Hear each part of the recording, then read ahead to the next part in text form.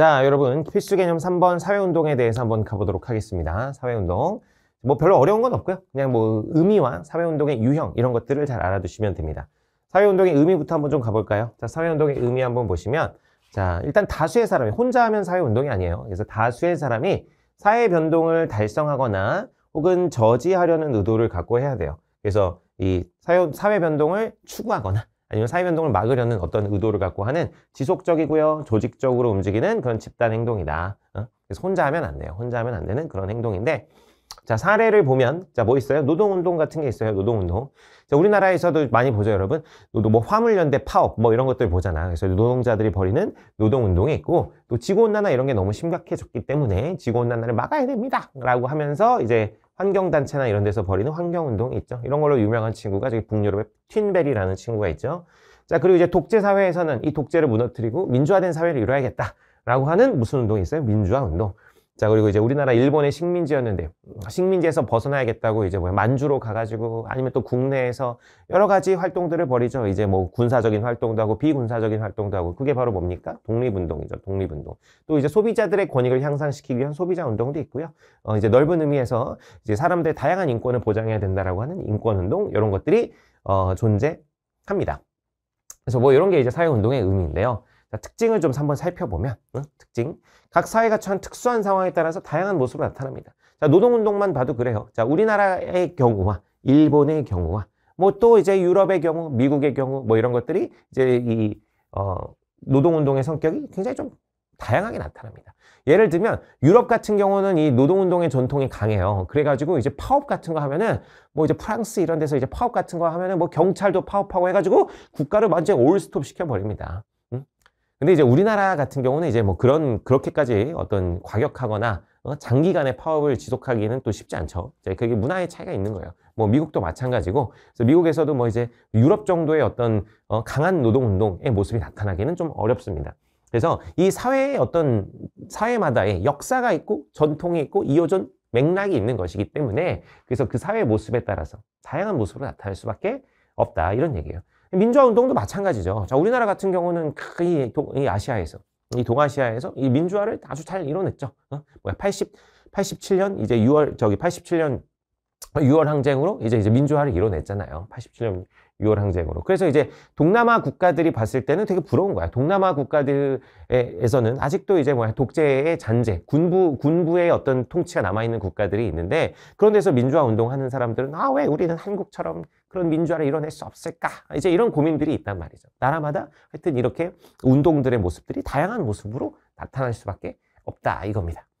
자, 일반적으로 사회운동은 사회 변동을 유발하는 운동들이 많아요. 하지만 또 급격한 사회 변동에 대항하기 위한 사회운동은 사회 변동 속도를 뭐하기도 한다? 늦추기도 한다.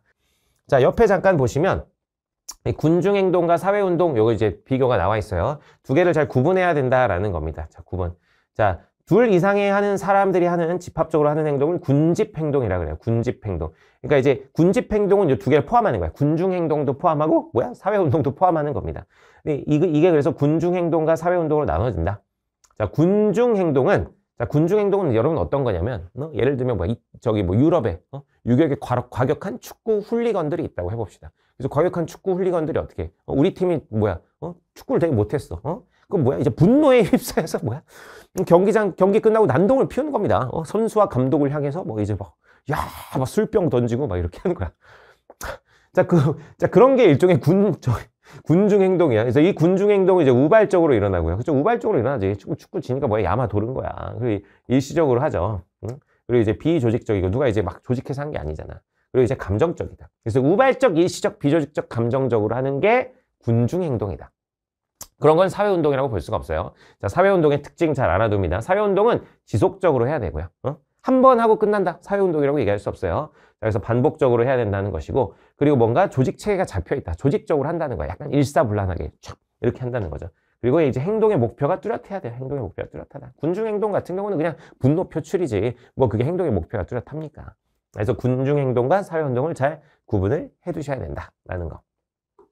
자, 밑으로 넘어가서 신사회운동 한번 가보겠습니다. 거의 출제되진 않습니다. 그냥 가볍게 이런 내용도 있구나 정도로만 보시면 되겠어요. 자, 신사회운동 같은 경우는 자, 의미를 보면 과거에 존재했던 사회운동이 있는데 과거에 존재했던 사회운동 같은 경우는 주로 계급 운동이 많았어. 계급 운동. 주로 이제 노동자들의 노동 운동을 필두로 한 계급 운동이 많았다는 거죠. 계급 운동. 불평등한 사회를 바꿔나가려고 하는 계급 운동. 우리 계급 앞에서 배웠죠. 마르크스가 얘기한 어떤 계급, 노동자와 자본가 간의 갈등, 이런 것들을 중시하는 게 이제 계급 운동이었는데, 그리고 그것과 좀 다른 성격을 보이는 20세기 후반, 보통 1960년대, 70년대 이제 좀 더 다양한 사회 운동들이 등장하게 되는데, 그걸 일컬어서 우리가 신사회 운동이라고 합니다. 그래서 특정한 사회 집단의 이익 추구보다는 사회 모든 구성원에게 적용되는 공공선을 추구한다. 대표적인 게 뭐야? 환경운동 이런 거야. 환경운동. 환경운동, 뭐 탈핵, 뭐 이런 거야. 그래서 관료주의적 조직을 바탕으로 하는 전통적인 사회운동과 달리, 자, 이 계급운동 같은 경우가 어땠어요? 이 노동자들의 어떤 단결한 조직, 이런 것들을 굉장히 강조하거든. 그래서 이제 강한 노동조합의 힘, 이런 것들을 중시하거든요. 전통적인 그런 사회운동, 대표적인 노동운동의 경우.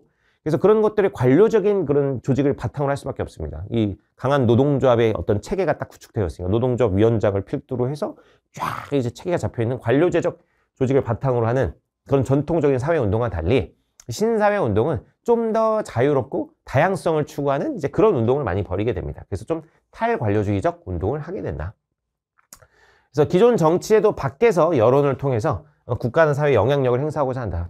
주로 이게 어떤 운동으로 그래서 이어지게 되냐면 시민운동으로 이어지게 됩니다. 시민운동. 우리나라에 어떤 여러 시민단체들이 있죠. 뭐 환경운동 단체도 있고, 뭐 장애인 단체도 있고, 뭐 이런 것들이 이제 수많은 이제 시민단체들이 있는데, 뭐 요새는 이제 청년단체들도 있고, 이런 것들. 자, 이런 시민운동을 통해가지고 직접 어떤, 사회 직접적인 정치에 직접 개입해서 사회 구조를 변화시킨다기보다 기존의 정치제도 밖에서 어떤 사회적 분위기를 만들어가는 게 신사회운동이 되겠습니다. 신사회운동. 그래서 전통적 사회운동과 신사회운동 좀 비교를 해보면 전통적 사회운동 같은 경우는 대표적으로 뭐야? 노동운동이 대표적이야. 노동운동이 대표적인데, 자, 그래서 계층 및 집단 간 이해관계, 가치관의 대립관계 등으로 인해서 상대방을 배척하려고 합니다. 자, 노동운동 핵심, 자, 마르크스가 했던 계급론의 핵심이 뭐야? 노동자와 자본가는 적대관계다 이거야. 그럼 노동자는 자본가를 뭐 해야 돼? 타도해야 될 대상으로 보는 거죠. 타도해야 될 대상. 그래서 전통적 사회운동 같은 경우는 상대방을 타도하고 배척하고 특정 이익이나 가치 실현을 추구한다. 이런 얘기입니다. 그래서 뭐 노동운동이라든가, 민주화운동이라든가. 자, 민주화운동도 그렇죠. 독재는 뭐야? 독재는 타도해야 될 대상이야. 타도해야 될 대상. 그래서 상대방을 배척하는 거지. 뭐 이런 것들을 추구했던 게 정통적 사회운동입니다. 뭐 여성운동도 뭐 옛날부터 있어 오긴 했죠. 근데 여성운동은 뭐 전통적 사회운동의 모습도 갖추고 있지만 뭐 신사회운동이 접어들면서 또 이제 신사회운동적인 모습을 보여주기도 합니다. 뭐 하여튼 여성운동, 빈민운동 뭐 이런 것들이 이제 전통적으로 존재했던 사회운동이고, 자, 신사회운동 같은 경우는 이제 사회가 굉장히 다원화됐어요. 그래서 상대방은 뭐야? 아예 이제 이렇게 배척하기보다는 다양한 가치를 인정하면서 이 공공선, 보편적 가치의 실현을 추구하는 걸 말하는 겁니다. 대표적인 게 뭐예요, 여러분? 환경운동이죠. 환경운동. 뭐 또 인권운동, 뭐 교육운동, 반핵운동, 뭐 이런 것들이 신사회운동이라고 보시면 됩니다. 그런데 뭐 신사회운동 하여튼 뭐 이거 잘 출제되진 않아요. 여러분 잘 보실 건 뭐야? 위에 있는 사회운동의 의미와 유형, 그것들을 정확하게 암기해 두시기 바랍니다.